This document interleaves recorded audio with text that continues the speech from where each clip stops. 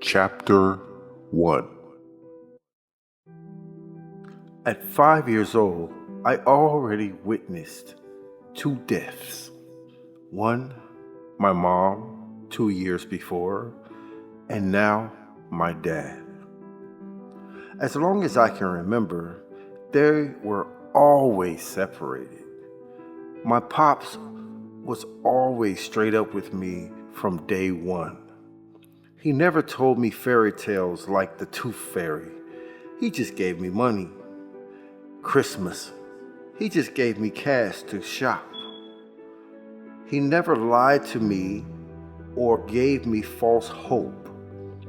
He was always straight up about everything, even when it came down to my mom. I had to let your mom do her, you feel me? She out there smoking on that glass dick, getting high, selling pussy and shit like 90 going north. That's the type of shit that happens when you let a bitch have a voice and do as she please. But like God, you gotta let a bitch make the right choices. That's real pimpin', playboy. Real bitches choose up with real niggas.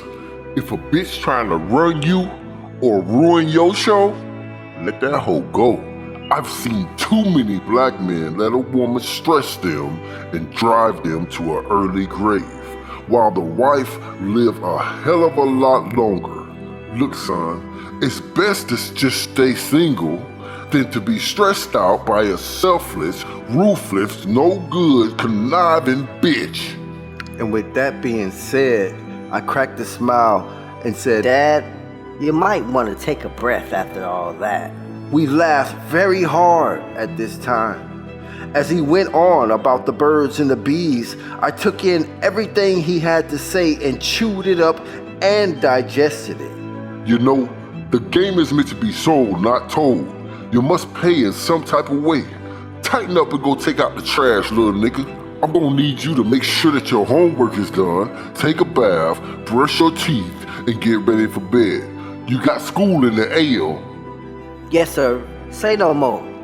I did what I was told. Right before laying down, I said my prayers, especially for Mom as always. Amen. Dad startled me, standing at my door. Good night, kid. Love you. Love you too, Dad. Good night. During the week, it was the same routine. Dad would say, the early bird always gets the worm. I would set my alarm at 5 a.m., brush 32, wash my face, and make cereal unless Pops made breakfast. He would have to be out and about at around 7. I really never knew what he did for work. I never really thought to even ask. I had a lot going on as a kid. At times, school was rough, 'cause kids in school can be very mean. Your mama's on crack rock. Your mama's on crack rock. Let me say it again. Your mama's on crack rock. We was on the playground when Fat Joe started his bully routine, this time on me. He lived right across the street from us, so he knew all about my mom. What he didn't know is my dad taught me not to see size, so I wasn't scared of him at all. The bigger they are, the harder they fall. And since they've been big all of their lives, they never had to fight most of their lives. They win with intimidation mostly 90% of the time. But that's if you let them. Never fear no one. Pops also taught me how to fight. You suck, just like your mama suck on that glass dick. I've been saving 2 weeks of my allowance just to pay her to suck on this. Before he could get his last words out, I grabbed a handful of dirt, threw it in his eyes, and 20-pieced him something decent. After a flurry of blows, Joe unfolded from his cover-up protection position and went low, grabbing my little ass in a bear hug. I knew I had to think of something fast. I wiggled and squirmed, trying everything to get loose. As I kicked, desperately trying to get away, he squeezed even tighter. It seems as though he was constricting the breath out of me, like he was about to crush my bones. After what seemed like a few minutes, I stopped, closed my eyes, and went into deep thought. It was as if my dad was there with me. Son, use your feet when fighting someone bigger than you. Do not lock up with him. Dance around him and throw them hands. Whatever you do, do not let him grab you. But if he just so happens to get a hold of you, take your thumbs and dig deep into the back of his eyeballs. If he got your hands locked down, headbutt him with all you got.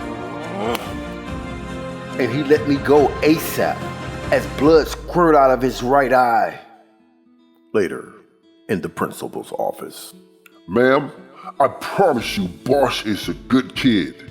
There's obviously a good reason why little Joe is in the hospital getting stitches added to his busted eye, said a proud dad who winked at me with a smile before speaking with Mrs. Earnshaw, the principal. Were there any witnesses? Please, you must investigate. My first actual fight, victorious.